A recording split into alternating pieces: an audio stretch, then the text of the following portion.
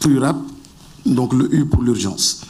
Teg nañu 5 milliards jox ko suñuy partenaires déjà donc les forces armées avec le génie civil. ma bëgg a leeral simplement lu am solo parce que dégg naa ay critiques dina waa mais su dee armée nag dañ koy jox donc mu jël liggéeyu secteur privé.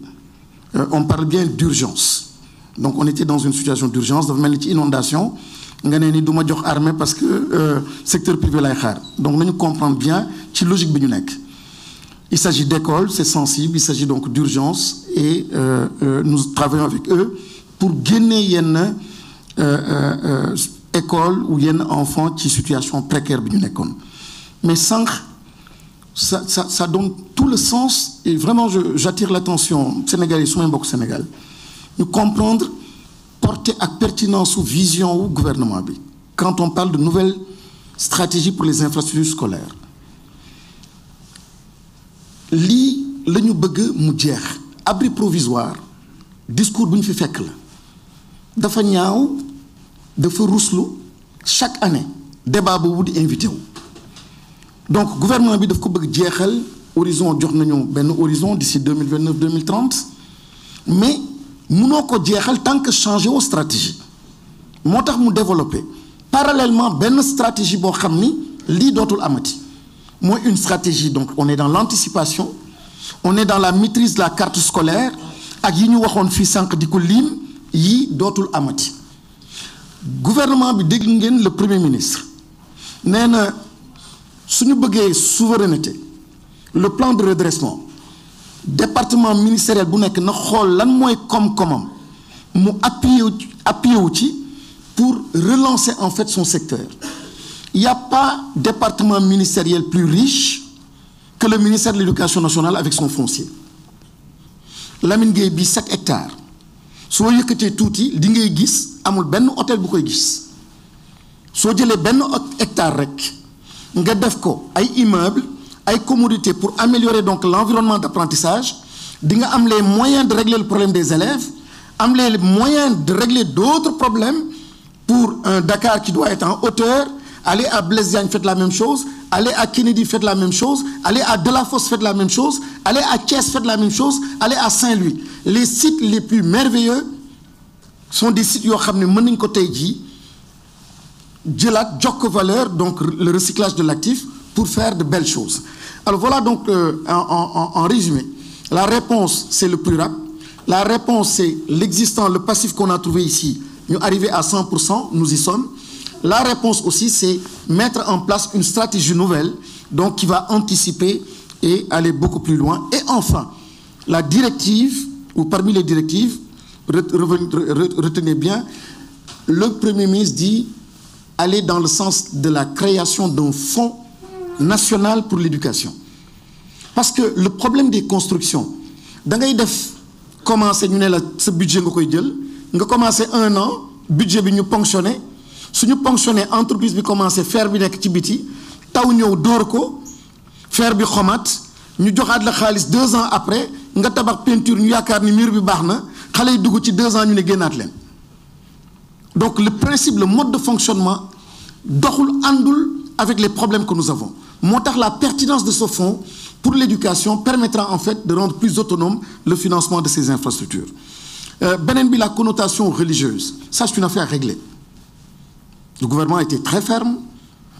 Bien sûr, nous sommes dans une société de temps en temps problème comme ni muy amee marché comme ni muy amee ci tabax yenn saa yi nga ne lii mooy loi bi nga gis kenn koo xam ne day dëngal mais su dëngalee ñoo toj règlement intérieur yépp dans toutes les écoles cette question-là est vidée et claire de temps en temps du ñàkk nga gis jullit bu def nii wala jullit chrétien bi wala jullit musulman bi mais ça c'est des cas isolés et chaque fois qu'on a relevé des cas isolés, les IA ou au niveau central ont attiré l'attention donc de l'établissement et tout de suite les choses ont été réglées. Et très souvent c'est même pas des problèmes religieux.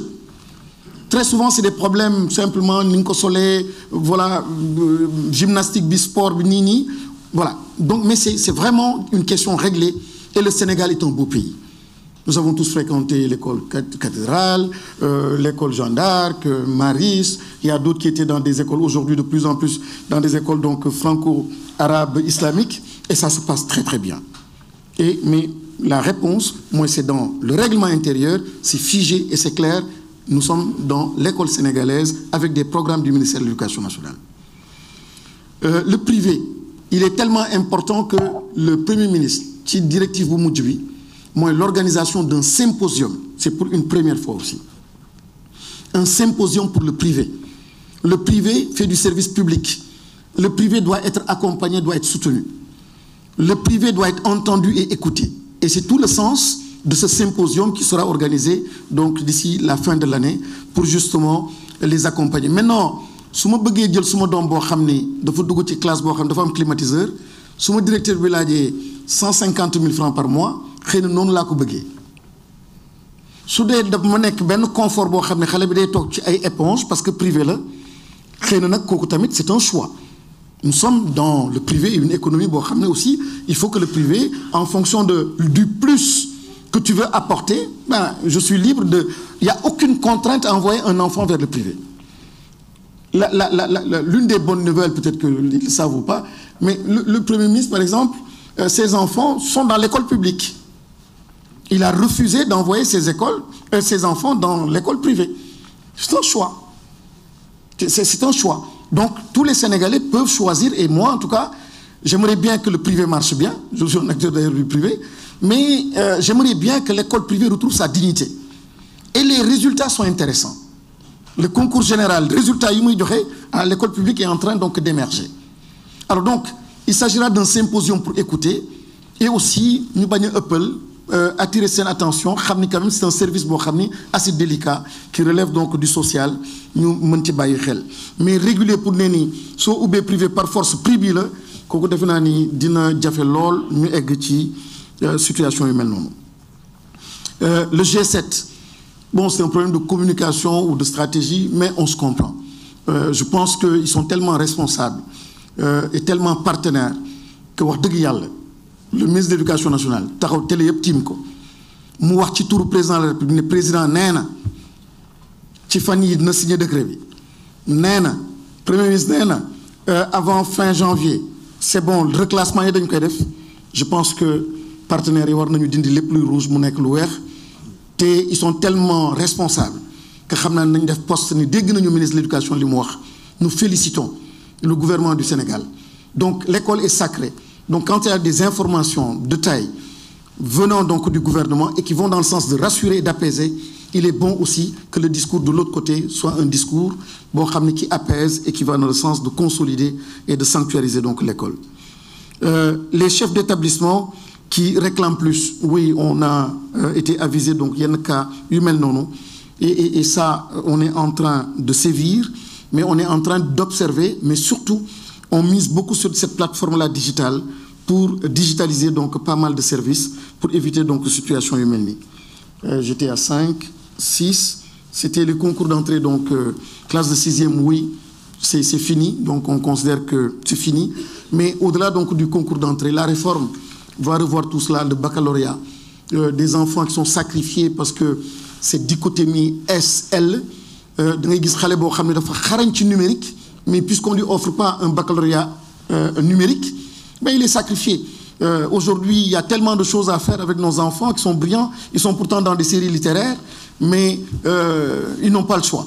Donc aujourd'hui, c'est ça, revoir complètement les séries avec l'agenda donc de transformation au niveau de l'enseignement supérieur, mais aussi dans le cadre de la réforme aussi, pour éliminer éliminer comme l'entrée en 6e, mais aussi ramener un diplôme, revoir un diplôme comme le baccalauréat. Je pense avoir répondu donc aux questions qui m'ont été posées.